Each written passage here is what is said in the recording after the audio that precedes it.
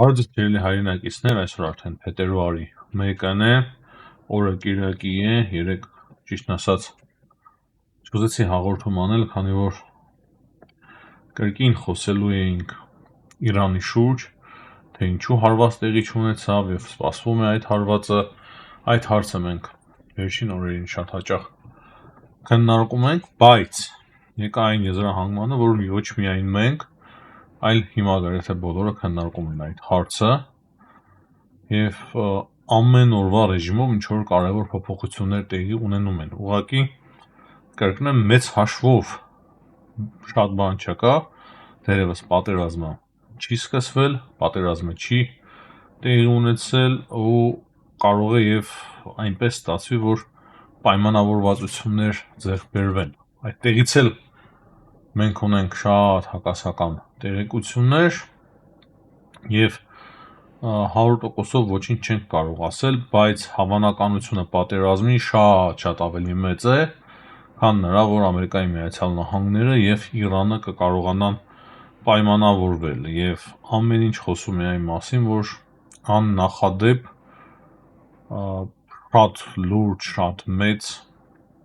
պատերազմ է լինելու այս պատերազմը իր մասշտաբներով։ Այնպիսի պատերազմ, որը որ չի տեսել մերձավոր արևելքը շատ վաղուց, նույնիսկ Իրաքում տեղի ունեցածի հետ դժվար կլինի համեմատել այն, ինչ կարող է տեղի ունենա հիմա Իրանի հետ։ Անպայման կոչ եմ անում լայքել, բաժանորդագրվել մեր ալիքին, եթե մինչև հիմա չեք բաժանորդագրվել, պլանավորում եմ, որ մոտավորապես 10 օրից, երևի փետրվարի 10-ից ավելի շատ սկսենք անդրադառնալ Հայաստանի ներքին հարցերին վերաբերող թեմաների, քանի որ մենք տեսնում ենք, որ օրեցօր հիբրիդային պատերազմը ահագնանում է Հայաստանում եւ Հայաստանի շուրջ, որքան մոտենում են ընտրությունները, այդքան իրադարձությունները շատ ավելի արագ են զարգանալու եւ մենք էլ բնականաբար փորձելու ենք մեր կարևոր լուման ունենալու, որպեսզի Հայաստանի Հանրապետությունը կարողանա հակազդել այդ տեղեկատվական տերորին։ Եվ եթե այս հարցում մենք խնդիր ունենանք, ապա խնդիր կունենանք ազգովի եւ որպես պետություն անդառնալի շատ լուրջ եւ մեծ հարված կստանանք։ Դրա համար չափազանց կարևոր է, որ տեղեկատվական այս ասպարեզում եւս մենք կարողանանք հաջողակ այս պատերազմի, ինչպես ասեմ, դեմն առնել, կարողանանք հակազդել եւ թույլ չտանք, որպեսզի մեր հակառակորդները հասնեն իրենց նպատակին եւ Հայաստանը վերածեն գուբերնիայի ինչ որ վասալ պետության, որը որ չի ունենա զարգացում, աղքատությունը կլինի համատարած, այնպես չէ որ հիմա հաղթահարված է, բայց ավելի կվատթարանա տնտեսական վիճակը, մենք չենք ունենա ոչ քաղաքական, ոչ նույնիսկ տնտեսական անկախություն, հնարավոր է մի քիչ մշակութային անկախություն ունենանք, բայց ոչ ավելին։ Հուսով եմ պարզեր, թե ինչի մասին է խոսքը եւ ես խոստանում եմ, որ ավելի շատ եմ սկսել ուշադրություն դարձնել այս հարցերին։ Մտածում էի, թե արդյոք անդրադառնալ Արժիկ Քոչարյանի մամլո ասուլիսին կամ Փաշինյանի հայտարարություններին, ճիշտն ասած այդ անցյալը ներկայացնող քաղաքական գործիչները վաղուց ինձ համար անցյալում են, ես միշտ շատ վատ եմ վերաբերվում այն մտքին, որ նրանց պետք է վերակենդանացնել, բերել քաղաքական դաշտ, դա մեծ վնաս է տալիս Հայաստանի Հանրապետությանը, քանի որ նոր ուժեր չեն կարող փաստացի փոխարինել այդ հներին եւ ինչ որ միտեղ դա կարող է իշխանությանն էլ է ձեռնտու, բայց մենք պետք է անենք ամեն ինչ, որպեսզի այդ էջը փակենք, իմ փոքր ավելի գրաքետ պայքար ենք հիմա մենք մղելու այդ հիբրիդային պատերազմի ակտիվ մասնակիցների դեմ, որպեսզի ոչ միայն նեյտրալիզացնենք նրանց այդ հայտարարությունները, մենք նաև երևի արդեն անդրադառնալով, այլ նաև հասկացնելով բոլորին, որ իրոք ժամանակն է հասել տեղ բացել նոր քաղաքական ուժերի եւ քաղաքական առաջնորդների համար։ Բայց այսօրվա մեր հաղորդումը հիմնականում վերաբերվելու է կրկին տարածաշրջանին եւ նրան, թե ինչ է տեղի ունենում աշխարհում, եւ կրկին թեման Իրանն է և Իրանի շուրջ տեղի ունեցող իրադարձությունները։ Հետաքրքիր տեղեկություններ ունենք մենք Կրեմլից, որ Պուտինը ընդունել է Իրանի անվտանգության խորհրդի քարտուղար Ալի Լարիջանիին և միայն կարելի է ենթադրել, թե ինչ են քննարկել Ամերիկայի Միացյալ Նահանգների կողմից հարձակման հարցն է ուշադրության կենտրոնում, վերջին օրերս շատ են կրկին ակտիվացել ռուսական բեռնատար ինքնաթիռները, ինչ որ շուտ-շուտ վայրեջք են կատարում Թեհրանում, մենք խոսել ենք այն մասին, որ ակտիվություն կա նաև Չինաստանի կողմից, Չինաստանը եւս բազմաթիվ բեռնատար ինքնաթիռներ է ուղարկում Իրան, նաև տեղեկություններ ունենք այն մասին, որ արդեն այսօր մեկնարկում են զորավարժությունները Չինաստանի, Ռուսաստանի եւ Իրանի միջև Հորմուզի նեղուցում, ինչպես նաև Հնդկական օվկիանոսում, եւ սա եւս ցուցադրում է մեզ մեկ բան, որ Չինաստանը եւ Ռուսաստանը բավականին լուրջ ձևով այս անգամ ներգրավված են Իրանի շուրջ տեղի ունեցող այդ process-ների մեջ, եթե Վենեսուելայի մասով այդքան խորը ներգրավված չէին, ապա կարծես Իրանի հարցով շատ ավելի լուրջ են ներգրավված թե Ռուսաստանը եւ թե Չինաստանը, չնայած Ռուսաստանից մի շարք պատգամավորներ, մի խումբ պատգամավորներ կամ այսպես ասենք,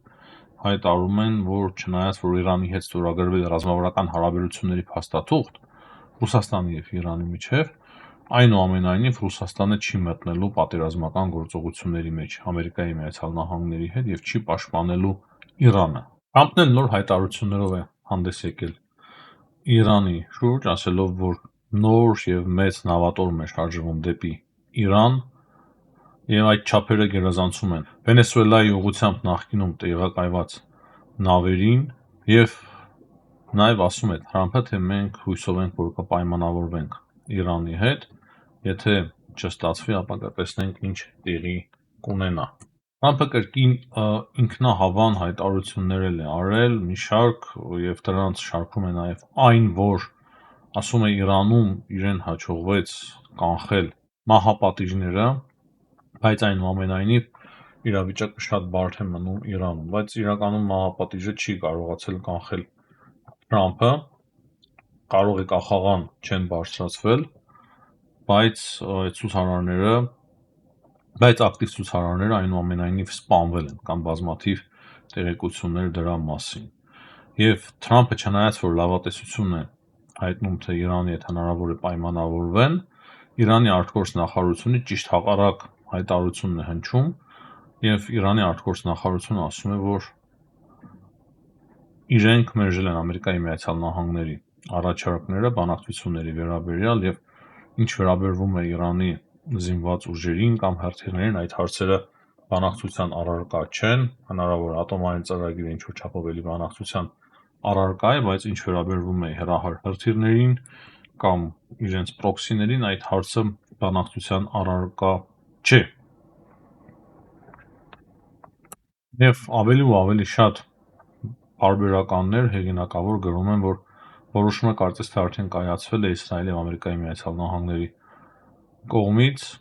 որ պատերազմը տեղի կունենա, ամեն ինչ պատրաստ է, ծրագրերն էլ պատրաստ են, ուղղակի մնացել է Թրամփի հրամանը։ Եվ Թրամփը, ինչպես արդեն նշեցի, չի շտապում այդպիսի հրաման արձակել, իսկ Axios-ի տեղեկություններով Իրանը իբր պատրաստ է բանակցել։ Չնայած քիչ առաջ ես մեջբերեցի Իրանի արտգործ նախարարության հայտարարությունը, որ իրենք պատրաստ չեն բանակցել։ Այսինքն կարող է պաշտոնապես հայտարարում են, որ պատրաստ չեն, բայց ներքին կարգով ինչ որ գործընթացներ այնուամենայնիվ ընթանում են եւ փորձում են պայմանավորվածությունների գան, այսինքն բանակցությունները հնարավոր է այնուամենայնիվ ընթանում են։ Գիտենք Եգիպտոսն է շատ ակտիվ, գիտենք թուրքերն են ակտիվ, որպեսզի բանակցություն տեղի ունենա, փորձում են միջնորդի դերակատարություն ստանձնել նաեւ արաբական երկրները, բայց կոնկրետ տեղեկություններ չկա այն մասին, որ որևիցե արդյունք այդ ամենը գրանցել է։ Եվ ճիշտ հակառակ Եվ փաստացի մենք նաև ճիշտ հակառակի մասին ենք լսում, օրինակի համար Իրանի գլխավոր շտաբի ղեկավարը զինված ուժերի հայտարարել է, որ եթե Ամերիկայի Միացյալ Նահանգները հարված հասցնեն Իրանին, ապա իրենք էլ հարվածելու են Իսրայելին։ Իսրայելում գրեթե արտակարգ դրություն է, շատ բարդ վիճակի հոգեբանական նաև գեներալներ են հայտարարությամբ հանդես գալիս, ամենաբարձր պատրաստվածության է բերվել Իսրայելի օդուժը, բայց ինչպես տեսնում ենք, այս պահի դրությամբ դեռևս ամեն ինչ խաղաղ է։ Երեք նաև մի քանի պայթյուններ են տեղի ունեցել Իրանում, ամեն ինչ սկսվեց Բանդեր Աբբասում պայթյունից, բայց հիմնականում երբ որ տեսնում ես թե ինչ պայթյուններ են, շենքի պայթյուններ, գազի, որքանով դա պատահական է, որքանով չէ, բայց կան տեսակետներ եւ պնդումներ, որ հնարավոր է Իսրայելը հատուկ գործողություններ իրականացրել Իրանում եւ փորձել է շարքից հանել բարձրաստիճան զինվորականների կամ նույնիսկ պաշտոնյաների։ Այս տեղեկությունները չեն հաստատվում, ավելի շուտ հերքվում են եւ ասում են, որ ուղղակի պատահականություն են այդ պայթյունները, որոնք որ տեղի ունեցել միանգամից Իրանի մի քանի շրջաններում։ Միջայլոց Իրանի զինված ուժերի ներկայացուցիչները եւս խոսում են այն մասին, որ Իրանի զինված ուժերը եւս բերվել են բարձր մարտական պատրաստվածության, նաեւ զորավարժություններ են իրականացնում Իրանում արդեն հատկապես հրթիռների օգտագործում, այսինքն փորձում են տեսնել, թե ինչքանով ի վիճակի է իրենց հրթիռային համակարգը, եթե պետք լինի խոցել Իսրայելի տարածքը կամ Ամերիկայի Միացյալ Նահանգների բազաները կամ նավերը, փորձում են ամեն դեպքում ինչ-որ զորավարժություններ անցկացնել։ Եվ մեկ հետաքրքիր տեղեկություն է հաղորդում Axios-ը, մի քիչ հավանական է, բայց այդ տեղեկությունը այն մասին է, որ իբր պաշտպանության նախարար Սաուդյան Արաբիայի պաշտպանության նախարարը ասել է Թրամփին, որ եթե Թրամփը չհասցնի հարված Իրանի իշխանություններին, դա կամրապնդի իրանական ռեժիմը։ Ինքն Իրանի հարևան երկրները նույնպես խաղի մեջ են եւ նույնիսկ հարվածի տակ են, դա էլ ասեմ։ Հիմնականում սա է, սիրելի հայրենակիցներ, այս պահի դրությամբ ինչ մենք ունենք Իրանի շուրջ զարգացումներից եւ երևի ամենակարևորը այն է, որ 3-ից 4 բեռնատար ինքնաթիռ Ռուսաստանի Դաշնությունից իջել է Թեհրան, ինչ-որ բաներ են տեղափոխել եւ մենք տեղեկություններ ունենք նաեւ, որ նման շարժեր կան նաեւ Չինաստանի կողմից, ինչի մասին ես խոսում եմ, այսինքն դա կարծում եմ ամենակարևոր տեղեկությունն է այս պահի դրությամբ եւ այն, որ միասին զորավարժություններ են անցկացնելու։ Մնացածը ժամանակի հարց է եւ մենք կտեսնենք, թե ինչ հանգուցալուծում կունենա այս հարցը։ Կարծում եմ պայմանավորվածությունները համեմատաբար ավելի քիչ հավանական են, քան պատերազմը, սպասվող պատերազմը։ Նրանց բացի Թրամփը ասում է, որ Հնդկաստանը Իրանից այլևս նավթ չի ձեռք բերելու եւ ձեռք է բերելու Վենեսուելայից։ Նաեւ Չինաստանին խորհուրդ տալիս, որպեսզի Չինաստանը նավթ գնի Վենեսուելայից, բայց երբ որ ասում են Վենեսուելայից նավթ գնի Չինաստանը, ի նկատի ունեն արդեն կոնկրետ իրենցից գնի նավթ, քանի որ այդտեղ էլ կան հակասական հայտարարություններ, որ Չինաստանը չպետք է Վենեսուելայից նավթ գնի, այսինքն վենեսուելական ռեժիմից առանց Ամերիկայի Միացյալ Նահանգների համաձայնության նավթ չպետք է ձեռք բերի։ Իսկ եթե Ամերիկայի Միացյալ Նահանգները համաձայնեն եւ իրենց վերահսկողության տակ է, ապա լավ կլինի Չինաստանը հենց Վենեսուելայից նավթ ձեռք բերի։ Կուբայում էլ արտակարգ դրություն է, չնայած Ամերիկայի Միացյալ Նահանգներում նույնպես Ամերիկայի Միացյալ Նահանգները արտակարգ դրություն են հայտարարել Կուբայի պատճառով եւ Կուբայում նույնն է ունենում փաստացի, այսինքն Կուբայի շուրջ եւս իրադարձությունները շատ լարվել են եւ ինչ որ լուրջ գործողություններ են սպասվում։ Ամերիկայի Միացյալ Նահանգների նախագահ Դոնալդ Թրամփը ցանկացած պահի կարող է ցանկացած հրաման արձակել նաեւ Կուբայի պահով, չնայած քիչ հավանական է, փորձում են խեղդել բլոկադայի մեջ վերցնելով Կուբան, բայց սա է այն, ինչ մենք ունենք։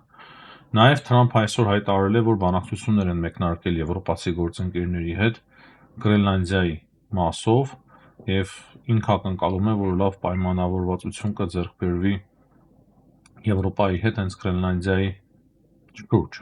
Հիմնականում այսքանը, սիրելի հայրենակիցներ, հաջողություն եմ մաղթում բոլորին, ցտեսություն, կհանդիպենք։